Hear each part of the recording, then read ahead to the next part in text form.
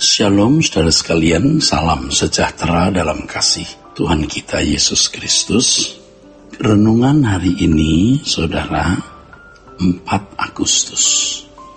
Saudaraku, kekristenan itu sebenarnya sangat simple. Very simple. Sangat simple, tetapi sangat sukar. Bahkan kalau jujur, mustahil. Kenapa mustahil? Sebab kekristenan itu berarti mengenakan hidupnya Kristus. Kristus ini kan manusia sejati yang luar biasa. Ya, yang mendapat predikat berkenan di hadapan Allah. Ya. Jadi bisa dikatakan mustahil. Menjadi orang Kristen itu berani masuk ke mustahilan. Jadi Kristen itu simpel tapi mustahil. Nah, kalau sudah mustahil begini, mengapa Pak jadi Kristen? Nah, ini indahnya kekristenan karena ada kasih karunia di situ. Ada anugerah. Yang pertama anugerahnya adalah korban Yesus di kayu salib. Tidak ada keselamatan di luar Kristus. Ingat ini saudara, tidak ada keselamatan di luar Kristus. Ini harga mati.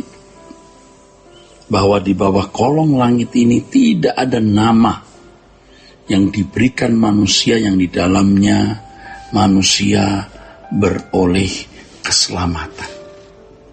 Itu dikatakan saudaraku sekalian dalam Kisah Rasul, saudaraku sekalian, ya, pasal yang keempat, saudaraku sekalian, ayat yang ke-12.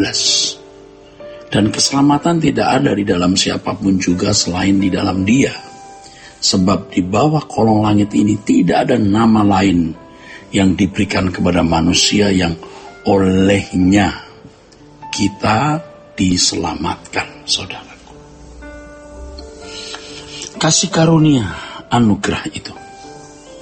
Jadi kalau Yesus tidak mati di kayu salib, semua manusia tanpa hambatan, tanpa diperhitungkan, tanpa dipertimbangkan, semua meluncur ke neraka. Ya. Tetapi dengan adanya salib, Yesus menebus dosa-dosa manusia. Semua manusia. Semua dosa manusia maksud saya. Nah, bagi kita orang percaya yang mengenal jalan salib ini, kita dibenarkan. Kita dianggap benar. Kita dibawa kepada Bapa di surga. Dan diterima sebagai anak. Tetapi keadaan kita belum benar. Kita dibenarkan tapi keadaan kita belum benar. Belum benar. Tetapi Bapa melihat ya, darah Yesus yang membungkus kita. Dan keseriusan Allah mengangkat kita menjadi anak, Ia memberikan Roh Kudus. Dia memberikan meterai Roh Kudus. Roh Kudus inilah yang menuntun kita kepada seluruh kebenaran. Tanpa Roh Kudus kita tidak akan mengenal kebenaran. Dan tanpa kebenaran kita tidak bisa dimerdekakan. Merdeka dari apa, saudara?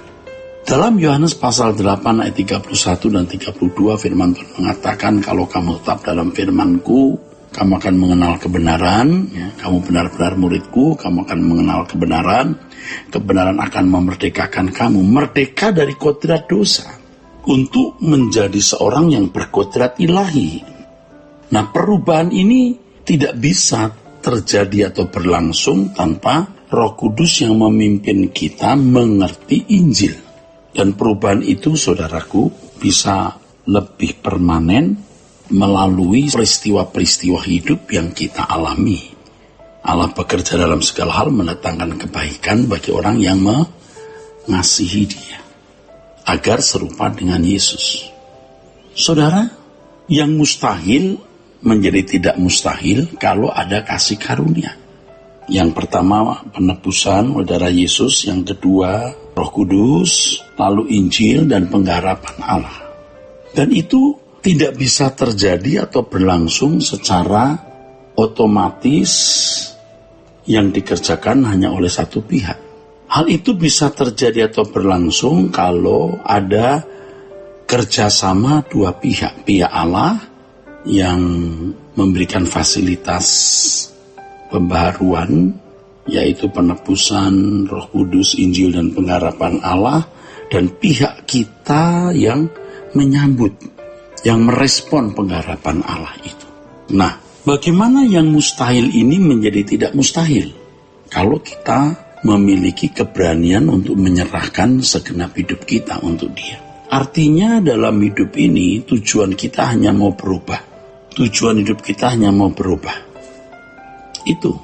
Percaya yang benar itu begitu. Aku percaya kepada Tuhan bahwa yang satu-satunya yang baik, aku mengalami perubahan dari kodrat dosa ke kodrat ilahi. Dan untuk perubahan itu seseorang tidak boleh terikat dengan dunia. Nah, ini bagian kita, bukan bagian Allah.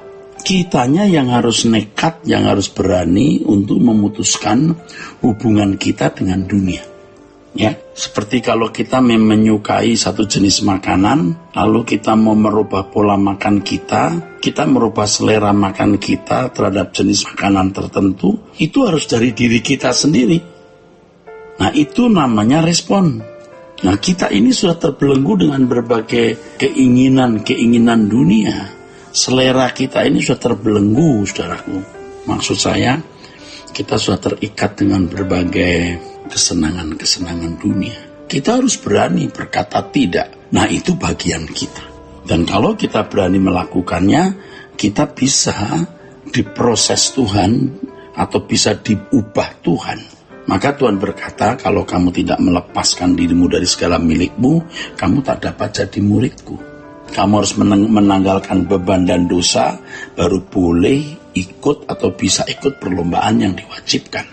Selama kita belum melepaskan keterikatan kita dengan percintaan dunia, kita jadi Kristen sampai mati juga tidak pernah mengalami perubahan kodrat.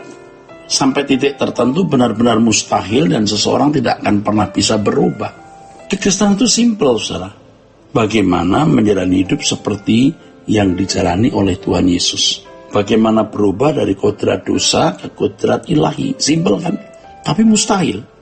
Mustahil kalau dengan kekuatan kita sendiri. Tapi kalau dengan pertolongan Tuhan, oleh pertolongan Tuhan menjadi tidak mustahil. Untuk itu bagian kita meninggalkan percintaan dunia dan kesediaan untuk hidup suci, komitmen untuk hidup suci harus kita miliki. Lalu Roh Kudus tuntun kita. Kesetiaan kita meninggalkan dunia dan tekad kita untuk hidup suci itu bentuk cinta kasih kita kepada Tuhan. Walaupun kita belum sempurna, baru kita bisa digarap oleh Allah untuk mengalami perubahan. Tuhan memberkati saudara sekalian. Sola Gracia.